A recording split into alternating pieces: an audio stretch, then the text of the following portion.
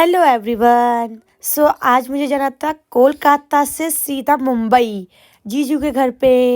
हम जल्दी जल्दी सुबह 6 बजे उठ गए। तो देखो जीजू ने क्या क्या पैक कर दिया, बाप रे, क्योंकि 3 दिन का ट्रिप था हमारा ट्रेन में, तो इतने सारे सामान उन्होंने पैक कर दिया।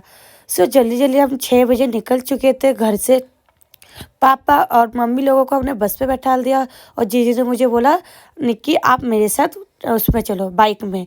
फिर जीजू ने घुमा घुमा के मुझे सब कुछ दिखाया दुर्गापुर में, क्योंकि हम गए थे मंदिर वगैरह। फिर जीजू ने हमें सब जगह घुमाया। उसके बाद मुझे लेके गए स्टेशन। जैसे मैं स्टेशन पहुंची, मैंने देखा पापा लोग भी पहुंच चुके थे। और जैसे हम पहुंचे, देखा कि हमारा ट्रेन भी आ चुका था। जैसे हम ट्रेन में बैठे तो हमें वहाँ पर दिखा छोटे छोटे केले। तो हमने बोला कि बुआ चलो हम ये ले लेते हैं, कितना छोटा सा है। देखो गाइस, आपने कभी देखा कमेंट में बताना, कितना छोटू सा है ना, कितना प्यारा लग रहा है। उसके बाद अपने देखा स्टेशन के साइड में ना स्वीट का शॉप भी था। फिर हम लोगों ने वहाँ से रसगुल्ले भी लिए। अमी कोलकाता रसगुल्ला बोलते हैं ना बेंगली लोग, क्योंकि कलकत्ते का फेवरेट होता है मिठाई। अपनी मिठाई का उसी बीच मम्मी ने इमली डाल के उसमें परमल डाल के पूरी माखा बनाया है। फिर जैसे हम खा रहे थे उसी बीच देखा ये आदमी, बाप रे, पूरे 24 घंटे से ये आदमी सो रहा था, हमें सोने भी नहीं दे रहा था। मैं और दीदी परेशान हो चुके थे। दीदी अपना काम कर रही थी, वो काम भी नहीं कर पा रही थी, पता है, उसमें बैठ के ट्रेन में बैठ के। और मम्मी लोग आ बहन हम चुगली करे, ऐसे ननद लोगों से बात कर रहे हैं। उसी बीच आ गया हमारा खाना गाइस। और फिर हम लोगों ने ये खाया गाइस। सच्ची बताओ ट्रेन का खाना बिल्कुल अच्छा नहीं है। और जीजू लोगों ने जो पैक करके दिया था वो हमने आफ्टरनून में ही खा लिया था। फिर ये नाइट का टाइम हो गया था, फिर हम लोगों ने ये खाया। खा पी के हम सो गए थे। फिर उसके बाद हम सुबह उठे। सुबह उठ के फिर भी हमने ब्रेकफास्ट किया गाइस। इसके अंदर खाना सोना ही चल रहा था बस 2-2.5 दिन तक हमारा। फिर पापा देख कर हंसने लगे, मैं कैप्चर करने लगे।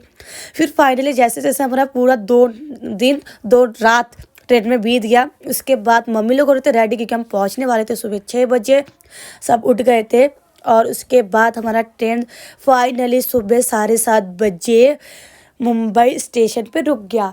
फिर उसके बाद आया हमारे जीजू लेने के लिए, जो मेरे होने वाले जीजू है। बहुत ही ज़्यादा स्वीट है गाइस सच्ची में, और बहुत ज़्यादा क्यूट भी है। मैं उनसे अभी आपको मिलाती हूँ। उससे पहले हम जाते हैं पहले जीजू के घर। इसके लिए हमें लेना पड़ेगा ऑटो वगैरह, क्योंकि वहाँ से थोड़ा सा दूर है, आधे घंटे का। वो रहा मेरा जीजू, बहुत ज़्यादा स्ट्रॉन्ग बॉय है वो। ये है हमारा स्टेशन का बाहर। वहाँ पर मैंने देखा क्या कहते नरेंद्र मोदी जी का स्टैचू मतलब।